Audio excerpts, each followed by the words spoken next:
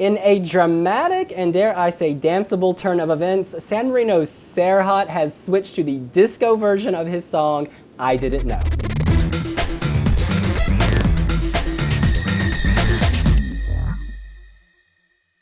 Y'all, when the song dropped originally, I was laughing, but now I am dancing. I think that he has made the right decision to switch things up.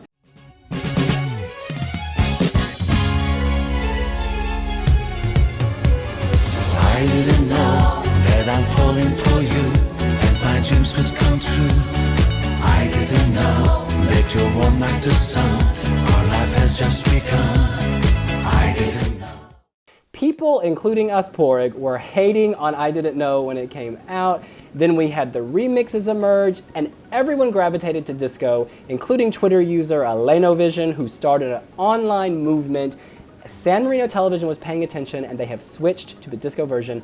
Do you agree with them that this is the right thing to do? Yeah, the disco version is probably an improvement on the original because now we're laughing with the song rather than at the song. And it's kind of got a bit of self-awareness that wasn't in the first one, that they've kind of clicked that it's a joke novelty entry and they've embraced it and they've gotten rid of all the seriousness that was in the original and it's just gone camp disco feel. Like it could be a Melfest entry, do you know, one of those that come maybe sixth in Melfest semi, but still it's a huge improvement on what we did have. Well, I mean, I like the fact that delegations are listening. They're listening to fans. They're listening to the media. Others have done it. And San Marino is no exception. And they're doing it now. So that's a positive sign. I must admit, the song is a lot better. But whereas initially I was kind of inhaling the fumes of a bad perfume, now I'm smack right in a brothel. It sounds to me like the sort of soundtrack to a seedy provincial den where men just line up for really kinky sex. I hate to put it out there, but that's just what it sounds to me like. I didn't know the disco version sounds dated, and it just sounds like there's an undertone to it that is very red light. But you know what? It's deliberately dated, like Porig says, so it's funny and you're in on the joke. Whereas before, it was very earnest. It was trying to be a mainstream hit, but it was nowhere close. But now it's taking the step back and playing to the 70s, saying, yes, this is conjuring up an era we want to conjure up.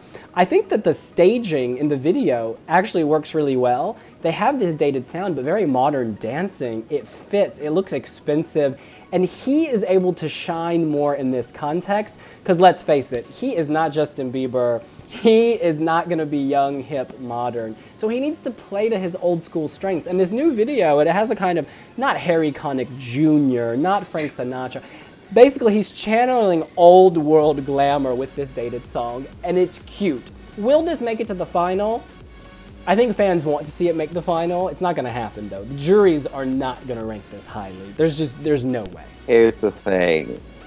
The difference is, it's not going to improve on his overranking overall position. He's probably going to be in the bottom 5. But now there's a dignified bottom 5. It's not so trashy and so impossible. But what we mustn't forget is a lot of money has gone into the whole production line. I mean, the video was shot by Terry Mugler. Serhat is used to kind of having really expensive supporting imagery. There's a whole self-indulgent thing going. That costs a lot of money. The flag of convenience, which Porig mentions in his review, that must cost a lot of money too. So there's a lot of money riding on this. But sometimes, that taste level is missing. And it's certainly missing in the disco entry. But you'd wonder if he's running short on money now, because originally he had that Terry Mugler video, as you said, but that's been scrapped. And the video now for the disco is just, the song is dubbed over a performance he did at a Turkish award ceremony a few years back. So it's not even a new video. I know, but Porig, I think timing is also an issue because music videos take forever to shoot and the EBU needs something to put on their channel like ASAP. So given the time constraints, I'm sure that was part of the difficulty. But yes, I noticed that as well. So it kind of has this telenovela feel of where things are dubbed over and what's been said does not match with what. But you know what? The dub works. They need to take this step, do a little dub step, keep it alive, because I liked the presentation in Turkey that they did. I think it looks really good, and it fits really well.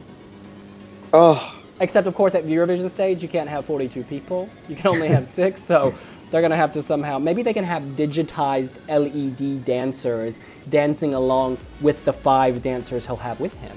Okay, now this is scaring me because clearly they watch our videos and they are actually doing or taking some of our suggestions on board. And I have a feeling these LED dancers are going to magically appear. It'd be amazing. Better that than nudity and wolves. Porig.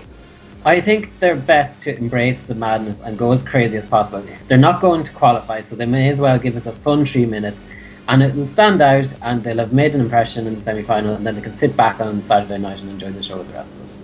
But if they do something really outlandish and really crazy and visually mesmerizing, could it pull them in the televote high enough to get them to the final? No. I have to say, though... It's a very tight semi-final. True. He's in the first one. It's a bloodbath. It wouldn't matter even if he's in the second. He's not going through either way. But one thing I do like Serhat. There's something about him that is just so self-assuring. And I feel that... Money.